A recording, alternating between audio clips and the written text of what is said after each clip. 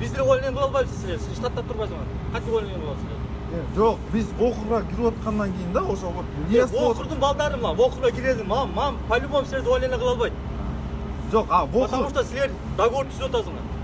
Алар увольнение кыла албайт. Потому что силер штат биякта 29 штат биякта саталып туруп атпайбыз.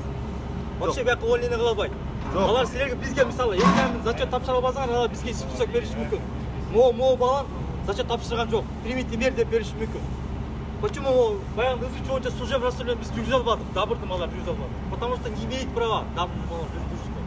Только по руководству мам жүргізеді. Ошон үчүн биякта өздөрү жүргүзүштү, служебный расследование барды.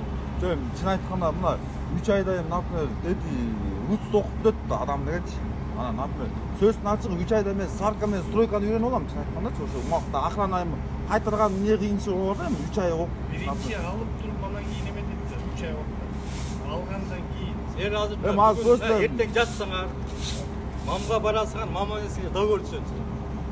В последующем этим берут же договор истечет, мы уйдем оттуда, правильно? И сюда не можем. Обратно силер местаңар саталып атпайбы. Без задержания окусаңар, без задержания деген отуруп кеткенден кийин силер местаңар бияк саталып туруп атпайбы.